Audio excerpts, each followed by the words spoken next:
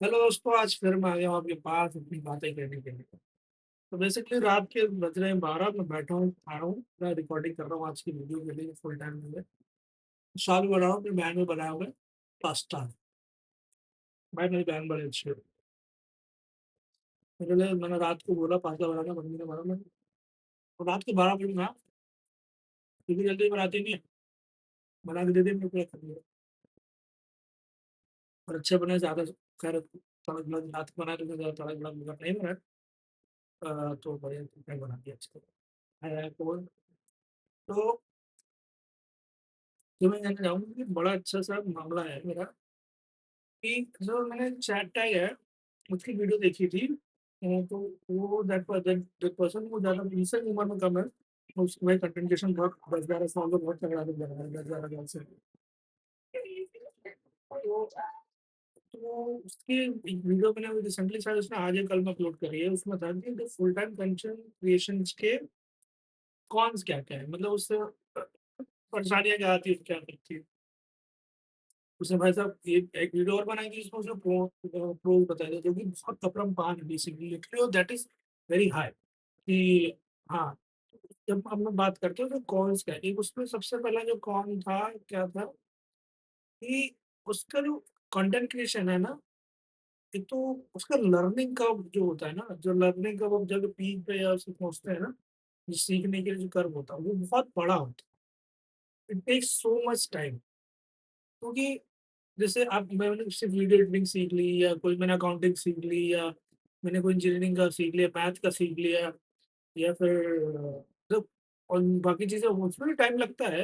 तो लेकिन जो अब जैसे अब जो अपने छोटे-मोटे स्किल्स जो डायरेक्ट स्किल है, वीडियो एडिटिंग हो गई, थंबनेल डिज़ाइनिंग, डिज़ाइनर्स हो गए या अपने वॉइस ओवर आर्टिस्ट हो गए या वीडियो रिकॉर्डर या फोटोग्राफ। तो इफ यू पुट योर अब 1 साल आप लगातार देते हो फुल फोकस के साथ तो आप ना उसको स्किल को बहुत अच्छे से माहिर कर सकते हो। उसमें इतना टाइम आप उतना कम टाइम में उसको जल्दी से माहिर कर सकते हो। But when it comes to content creation it takes a lot of time जो कि जिस चीज़ से मैं काफ़ी रिलेट कर सका। जैसे बिकॉज़ कि मैं काफ़ी टाइम से ट्राई कर रहा हूँ कोशिश करने की क्योंकि अभी भी मेरी जो आप देख सकते हैं, मैंने ये 36वीं वीडियो है कि उसमें मेरी कोई भी इम्प्रूवमेंट ख़ास कोई दिखाई है नहीं। है ना? तो कोई इम्प्रूवमेंट दिखी है नहीं, ऊपर से लेकिन नहीं है, दिखी नहीं क्योंकि मैं करता ही नहीं, मैं ज़्यादा इस चीज़ पे ध्यान ही नहीं दे रहा।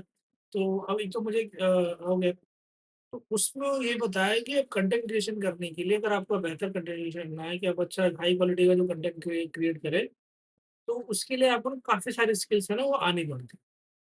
तो जैसे वीडियो एडिटिंग हो गई, थंबनेल डिजाइनिंग हो गई, स्टोरी टेलिंग हो गई, स्क्रिप्ट राइटिंग हो गई, कम्युनिकेशन हो गया, आप कैसे अपने आप को डिलीवरी दे रहे हो, कैसे आप पोस्चर रख रहे हो, आपको कैमरा एंगल कैसा है, कौन से फीचर क्या होना चाहिए, आपके टॉपिक कैसे सेलेक्ट कर रहे हो, ये सब चीज़ें और आप अगर जैसे what kind of audience you are targeting, how you are going to target them, sorry how you are going to communicate your message to them, ये सब चीज़ें मैटर करती हैं और ये सब चीज़ों को माहिर करने के लिए, एक अच्छा कंटेंट करने के लिए वो उसके अकॉर्डिंग है कि आपको 4 से 5 साल लग जाता है।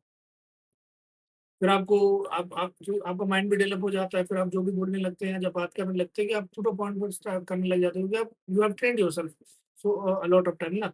तो इतना ट्रेन कर लिया होता है कि आप समझ जाते हो कैसे क्या बोलना होता है, क्या नहीं बोलना होता कि कोई टॉपिक हो गया आपने उसको उस पे रिसर्च कैसे करनी होती है। तो फिर रिसर्च करने के बाद क्या चीज़ें रखनी है, क्या नहीं रखनी है, उसको कैसे निकालना है। तो फिर बाद में उस चीज़ को कंटेंट सपोर्ट करने के लिए और क्या कंटेंट इस्तेमाल करूँ। फिर ये इसको फिर क्या कहते हैं इसमें मतलब किस टाइप की एडिटिंग करनी चाहिए मेरे को, स्टोरी कैसे मैं लेके चलूँ। ये ए पे गए, बी पे गए, सी पे गए, फिर बाद में सी पे डी पे वापस आ गए। कैसे मतलब ये पूरी स्टोरी का लूप बनाएँ। ये सब चीज़ें करने में आपको ना बहुत टाइम लग जाता है। और दूसरा उसने क्या बताया था याद नहीं है। हाँ, कि आप ना क्या कहते हैं लेज़ी बहुत हो जाते हो। कि जब आप कंटेंट क्रिएशन करने लगते हो ना कि आप एक तो आपको कोई अकाउंटेबल तो बनता नहीं है। बचपन से एक तो हम लोग की आदत उसके अकॉर्डिंग बता रहा हूँ चैप्टर की अपने नाम नहीं याद मुझे कि तो हम लोग ज़िंदगी भर क्या है दूसरा धक्का देके काम करें। जो it is true most of the people के हमारे लिए क्या होता है कि हम लोग खुद से काम करने नहीं जाते। ये कुछ चीज़ इनिशिएटिव खुद नहीं लेते जब तक कोई दूसरा हमें धक्का नहीं देता है, मारता नहीं है, जैसे माँ-बाप हमारे जब तक धक्का देके हमें कुछ काम नहीं कराते, वी डोंट डू एनीथिंग। तो वो चीज़ तो फिर जब वो कंटेंट क्रिएशन किया तो फुल्ली हमारा 100% हमारे इसीलिए होता है, हमारी ज़िम्मेदारी होता है, तो हम उसमें काफ़ी चीज़ें देरी हो जाते हैं उसपे। तो ये भी मेरे साथ होता है देखा क्योंकि अब मेरा कम से कम मेरा ना जो 100 वीडियो का मार्क है ना ऑलमोस्ट इस टाइम कंप्लीट हो जाना चाहिए। जितना ज़्यादा मैंने जो लेके चला था एटलीस्ट मेरा अभी से 36वीं वीडियो समझ समझ सकते हो। इस चीज़ में तो बहुत ये चीज़ बहुत उसने बोली। अब मैंने तो पूरा वीडियो देखा था because I was watching that video so I was listening that video on my Bluetooth in the office so some got any तो व्हेन आई और पर जब देखूँगा तो फिर आपको बताऊँगा। लेकिन यार उस बंदे कंटेंट क्रिएशन तो एक चीज़ तो है। हाँ, एक तो आपकी प्राइवेसी हाँ, एक याद आया कि प्राइवेसी आपकी पूरी खत्म हो जाती है। कि उस बंदे ने अपना एग्ज़ाम्पल दिया था कि एक तो आप ना जो जहाँ रहते हो ना, आपकी सिक्योरिटी को बड़ा थ्रेट सताने लग जाता है। कि आपने कोई कंटेंट बनाया और आपको लोग पसंद करने लगे, आपको कहीं भी जाएँगे तो लोग पहचान लेंगे। एटलीस्ट आप छोटे-मोटे तो कुछ कुछ तो आपने लाख, डेढ़ लाख, कुछ हज़ार बनाए तो लाख, डेढ़ लाख हो गया, 1000, 10,000 लोग कम नहीं होते। तो उतने लोग आपको जानते हैं, आप कहीं इवेंचुअली खैर इतना कोई बड़ी आबादी भी नहीं होती लेकिन पहुँच जाते हैं, इंडिया जैसी जगह में। लेकिन आपको कोई दिख गया, मिल गया तो इवेंचुअली अच्छा तो लगता है। लेकिन सडनली उस बंदे ने बताया कि वो अपने छत पे वीडियो बनाता था। तो छत पे वीडियो बनाता था, वो कहते उसके घर के पीछे एक टावर था। तो वो टावर दिखता था, वो टावर पहचान के कुछ बंदे उससे मिलने के लिए उसके घर तक आए। तो उसने उसके फिर मतलब आए जब कह रहे मेरे पापा ने उनको बुलाया, उन्होंने बताया कुछ लोग आए हुए हैं। तो कह रहे वो देख के ना मेरी फट गई। कोई मेरे घर पे आ जाए, अभी सोचो सडनली आप ही के घर कोई पहुँच जाए। तो और कुछ आपको पता नहीं है। तो उसने बोला कि मेरे साथ कुछ भी कर दे, मार दे, काट दे, कुछ भी कर ले। या मेरे साथ थ्रेट कर दे मतलब तेज़ाब डाल दे, तेज़ाब उसके बोल दो। तो भाई ये तो सिक्योरिटी कंसर्न तो है ही कि आपको कोई भी आके आपको मिले। वो आपको खुद नहीं पता ना कौन किस इरादे से लेके बैठा है, किसी को चलन है आपसे, या किसी को पसंद नहीं है, आपको आगे पूरा आपको नुकसान पहुँचा दे। तो ही वाज़ राइट कि जैसे वही सेलिब्रिटीज़ वगैरह होते हैं कि अब को हर चीज़ कोई पसंद करता है, कोई पसंद करता है ये है। और ये 3-4 और भी कॉल्स थे जो कि मैंने मैंने देखे थे मतलब याद नहीं मेरे को जो मैंने क्योंकि याद किया मैंने पूरी वीडियो नहीं देखी तो कहाँ याद होगा। तो बढ़िया थे कंटेंट क्रिएशन वगैरह।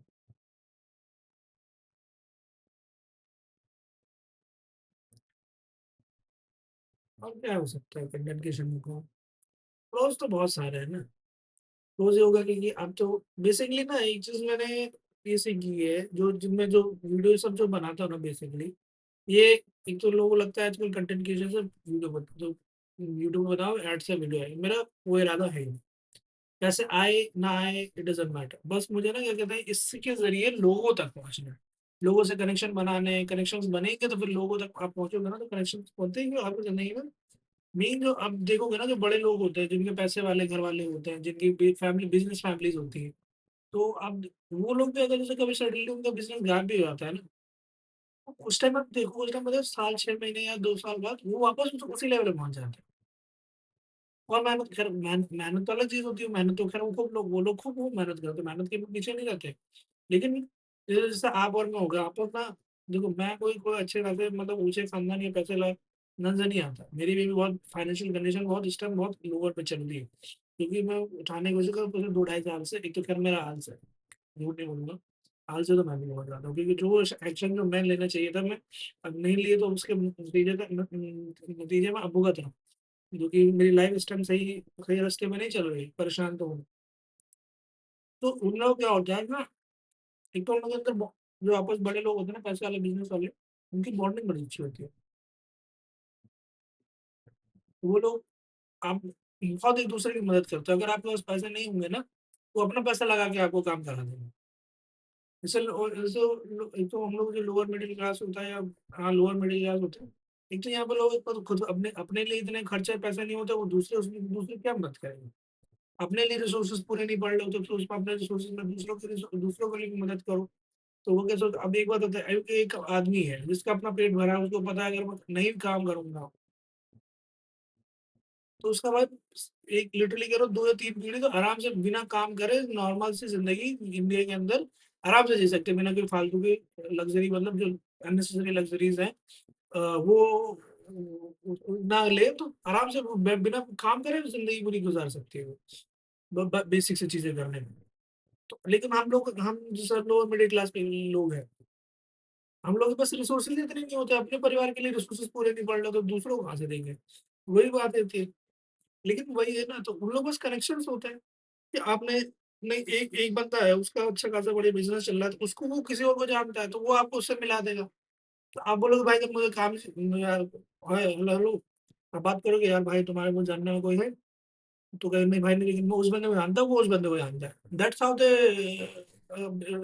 Make businesses because they product तो बेचते हैं, प्रोडक्ट को अपना प्रोडक्ट सर्विस उसके भाई अब कुछ दोगे तो कुछ मिलेगा।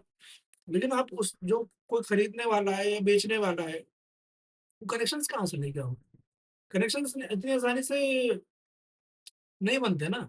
आपको एक बताओ एक बंदा है, पैसे वाला है या तो उसकी पूरी बनी बनाई वो टेरिटरी में आपको क्यों घुसने देगा?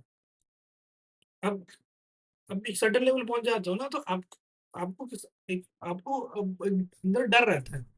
वो आप हर किसी पे भरोसा नहीं कर सकते, ना कर सकते हो ना करते हो, व्हिच इज़ राइट। कि आपको फिर एक बंदे की श्योरिटी चाहिए, वो अपनी श्योरिटी देता है, हाँ, बंदा that guy is very capable, he can do the work easy.